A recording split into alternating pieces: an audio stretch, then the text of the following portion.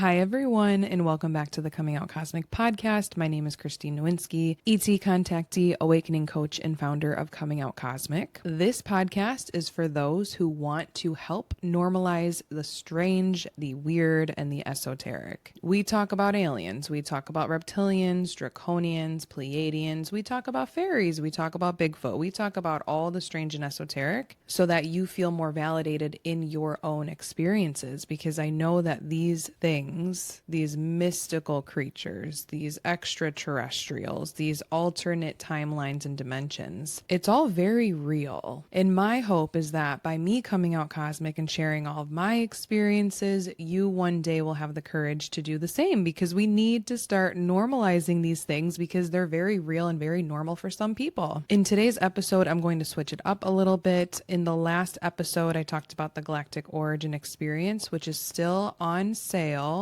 Today, November 4th, 2025, is the last day to pre-order the Galactic Origin Experience, which includes a personalized channeling of your galactic origin by DiPiazza, also a personalized custom-created crystal bracelet that will help you to connect with your ET race, as well as a whole video library of resources so that you understand how to clean your crystal bracelet, how to connect with your race through crystals. All of this found in your own personalized QR code that is sent to you in the mail with the crystal bracelet so that you can access your own personalized video library. You'll also get free lifetime access to the Coming Out Cosmic community if you do pre-order. And I will say the bracelets are turning out so freaking beautiful. Kudos to Julie. I like to call her Julie my jeweler, or Julie my jewelry maker, because these bracelets are truly, truly one of a kind. They are selected by your higher self, and your higher self is able to choose from 24 different crystals that Laura then channels. You get to watch her actually choose the crystals. It's all recorded, so this is a whole Galactic Origin experience. Today, November 4th, is the last day to pre-order by midnight Eastern time zone, and then tomorrow 11/5 is when we're going to regular sale, and so regular sale is $188.88, but if you pre-order today before midnight, it'll be $155.55. And again, that includes the free access to the Coming Out Cosmic community for life. And I expect that community to just continuously grow as more and more people start to come out cosmic. And I know last podcast episode, I really deep dived into the GOE, as I like to call it. And I said that I would have Laura come on and talk a little bit more about her channeling abilities and where she came from, etc. Our schedules actually over the last couple of weeks did not align. So I don't have her on this podcast episode, but she will be featured in the future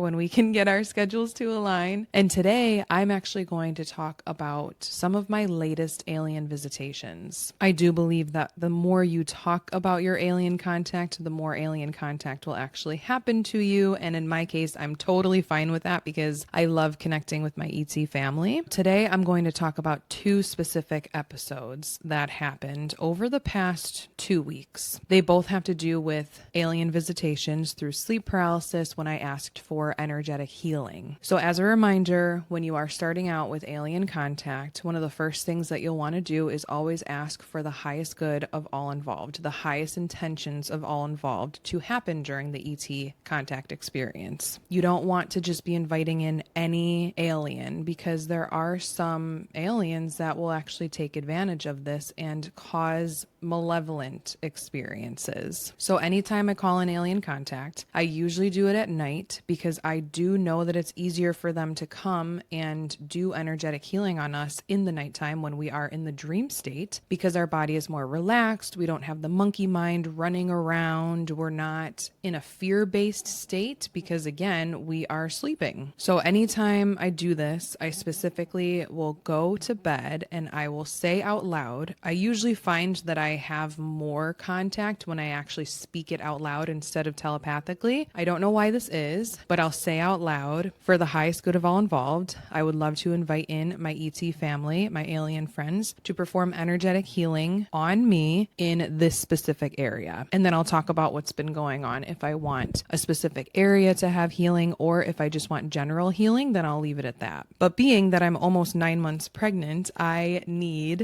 feel like I need a lot of different types of energetic healing. So in the first episode of Alien Contact that happened about 2 weeks ago, ago, I asked for healing for a migraine. It's actually quite rare for pregnant women to get migraines in their pregnancy. This is what my doctor told me because of all the hormones. Typically, if you are a person who gets a lot of migraines and then you get pregnant, your migraines will subside, which has always been the case for me in both of my pregnancies. So it was really weird that I had a migraine. I knew that it was some sort of energetic overload. I knew that I had picked up energy from other people or that there was something going on for me to actually display the pain of a migraine. That is why I called on my ET family. So I asked specifically that night for help in subsiding or reducing the pain or getting rid of my migraine. Later on, I did wake up in a sleep paralysis episode. I was laying on my left side this time, which is weird because I'm usually on my right side now that I think about it. I believe that my eyes were open because I was looking around the room. Most of the time in sleep paralysis, when aliens come to visit me, I don't actually see them physically, but I feel them around me. Only one time have I ever seen an alien in the 3D physical during sleep paralysis, and it was more of like an outline or a silhouette of the alien, and I was honestly a little bit afraid because no matter what, no matter how many times I talk about how much I love aliens, your human mind, your nervous system still experiences a bit of a shock when you do see one. So with this alien in particular, my eyes were more squinted because I didn't want to see it full on, but I did see its silhouette. Now, on the night when I was asking for energetic healing for my migraine, again, I didn't see anything physically. I just felt them. And the feeling for me is always a vibrational feeling. I always feel like my body is literally physically vibrating, but I feel their energy on a vibrational level, and it feels very loving. It feels very secure. It feels like, okay, this is validation that I called them in and now they're here. So I realized during the sleep paralysis episode, I'm like, okay, aliens are here. I called on them. I believe they're here to work on my migraine. But this episode was a little bit different in that I actually felt them pulling me out of my bed. This honestly scared me a bit because there's been a couple times where I've been pulled out of my bed during sleep paralysis and I usually wake up or I usually fall back asleep, and I just don't like that feeling. So then when I felt them like tugging on me, I started thinking like, wait, what if this isn't my ET family and this is an entity fucking with me? Because the week or two prior, I had a draconian visitation. And I think that I had a little bit of PTSD from that still, even though the majority of that experience was not fear-based at all because I felt very, very protected. There still is that very human quality where you do get a bit freaked out by this paranormal, esoteric, strange stuff. No matter how much I embrace it, no matter how much I talk about it, it still is a shock to the nervous system when it happens. So on the night of the migraine, I began to feel a little bit confused because generally when I ask for energetic healing, beings will stand at the foot of my bed and I will feel the energy go up my feet. I'm not being pulled out of my bed. I'm not questioning who's there. I know with 100% certainty that it is what I called on, my ET family helping me to have more energy or more clean energy, whatever I asked for. But on the night of the migraine, I was kind of thrown into a loop, if that's the phrase. I don't know. I suck at idioms. And I was really puzzled as to why I felt like I was being pulled out of my bed. Like it just really kind of freaked me out. So then I could start feeling myself get into a lower vibration, a more fear-based vibration. And that is when I fell back asleep. I woke up the next morning, my migraine was gone. And I was thinking, okay, so that definitely was my EC family helping me with my migraine. Your intuition always knows. But my human mind was very, very curious. So then I had a conversation with my friend Laura DiPiazza, who is a very talented higher dimensional entity channeler, who is the channeler behind the Galactic Origin Experience. And I told her about my experience and how I really wasn't sure what had happened because this sleep paralysis episode was just so different in that I felt myself being dragged out of my bed. And Laura was like, oh, no, like that was your ET family. They definitely did energetic healing on you, but they took you. I was like, what? I was like, I was abducted. I was taken that night. She's like, well, yeah, like most of the time you're taken. Most of the time we're all taken. But that is why I was feeling like I was getting dragged out of my bed because I literally was being taken up into like a spacecraft. Even though I don't remember this, I was taken, abducted, as you might say, and they were doing energetic healing on me me, I guess, outside of my bedroom, whereas I'm generally used to them doing it in my bedroom, just at the foot of my bed with energy going up my feet. I don't have any remembered visitations or remembered abductions where I'm up in a spaceship yet. And that is because I have not asked for it yet. Well, I think that's one of the reasons. Because again, even as I'm experiencing more and more alien contact, there's just a part of me where I'm like, you know what? I've got too much going on in my life right now. I'm not really sure that I want to be taken up into a spacecraft right now. Can you just do this in the comfort of my own home, please? And that's what's been working out so far.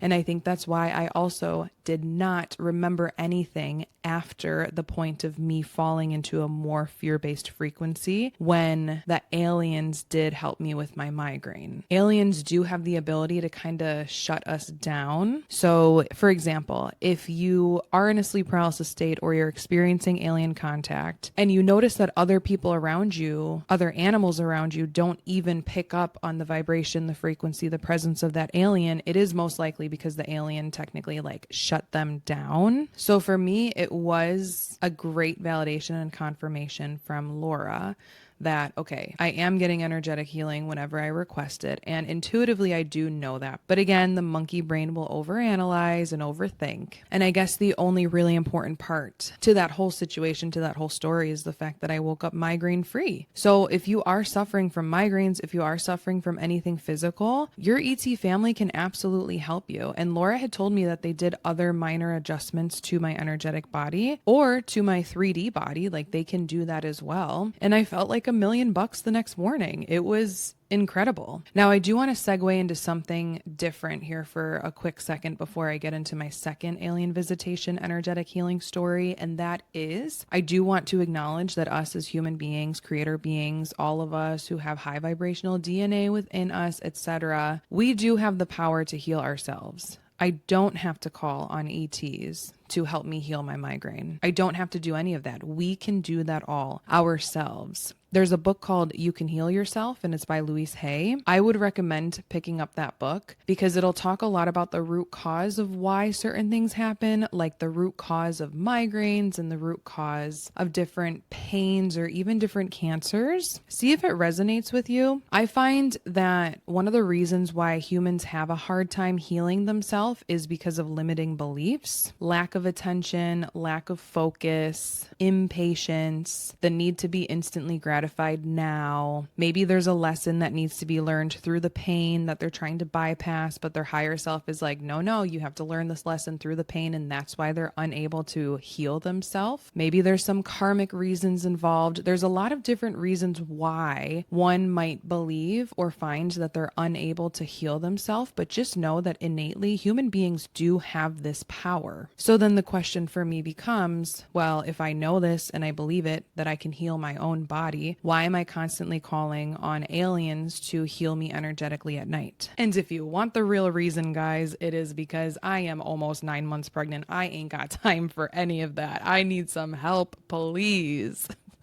If I can get a quick fix so that I don't have a migraine in the morning, so that I can chase around my 16-month-old and carry around this 5-pound baby in my belly, then that works for me at this time. And I feel like more throughout my postpartum journey, I will start healing myself and calling on my alien friends less. But it is an option if you ever need ET healing instead of, let's say, migraine medicine. Now for my second alien visitation energetic healing story that happened like a week or two ago, I asked specifically for energetic healing of pelvic pain. Guys, I am getting to the point where like I cannot even lift my legs to like step over things. And we have a million baby gates in this home, and I just keep like bumping into them. I keep like stubbing my foot, stubbing my toe, and it's just because I can't like lift my legs because I've got pelvic pain. So I'm like, you know what? I can't deal with this by myself. I need to call on my ET family. So later that night, I specifically used my free will, called on my ET family for the highest good of all involved, asked for help with pregnancy pain, specifically pelvic pain, and then I went to sleep. Again, I wake up in a sleep paralysis state. In this time, I'm not in a fear-based state. I know that it's my ET family. And I think that the previous experience really helped me to get rid of some of my fears because, again, it was confirmed that my ET family had come and they had helped me with my migraine, which resonated with me, and I I woke up without a migraine.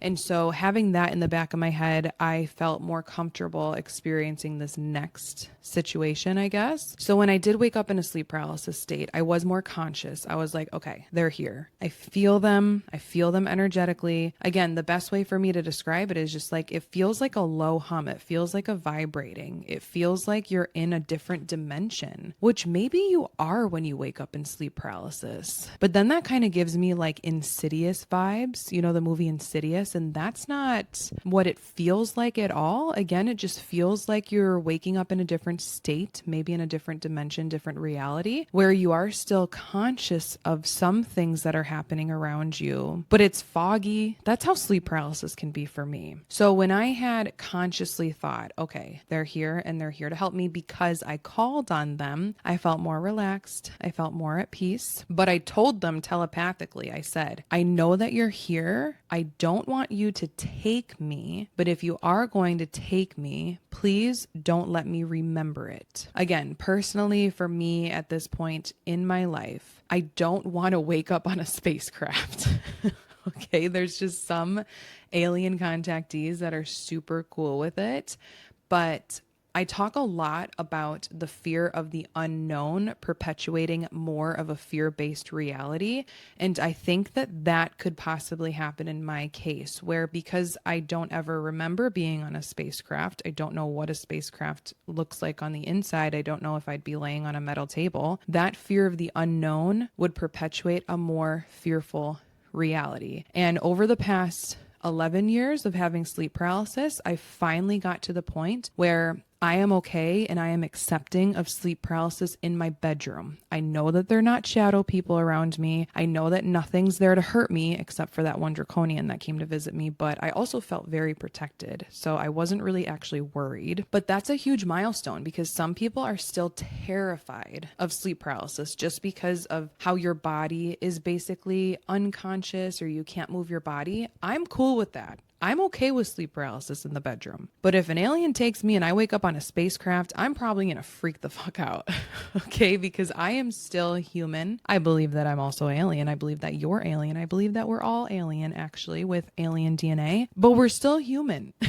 You know, like this stuff is just sometimes a little bit too strange because we all had different types of programming growing up. And the fear of the unknown, I think, is just a very basic human fear. So I told them, please do not take me. And if you do, I don't want to remember it. I specifically remember talking to them and telling them this telepathically. I'm getting the chills as I'm sitting here. So I know that they heard me and I know that this was a conversation that was had. In that conversation, there was no other verbal anything. Like I didn't hear any words verbally, but I could feel that there was an agreement and then I fell back asleep. So whether or not they took me that night, I'm pretty sure that they did because as soon as I told them that I didn't want to remember being taken, I fell back asleep and then I woke up and I didn't have as much pelvic pain. I won't say that it was 100% reduced, but it was like 80% reduced, which I think is really awesome. So either way, if they abducted me or if they just did energetic healing in my bedroom, I got what I asked for. And so when asking for alien contact or energetic healing, again, you always want to use your free will and you want to ask for the highest intent of all involved. And I am super thankful for my ET family. And I'm so thankful for the moments when I do actually wake up in a sleep paralysis state and I become conscious of everything that's happening. Because even though I don't think I'm quite ready for that next step where like I remember flying around in a spaceship, I do find that me being completely accepting and cool of sleep paralysis in general can really help other people. So I'm thankful that I remember those episodes.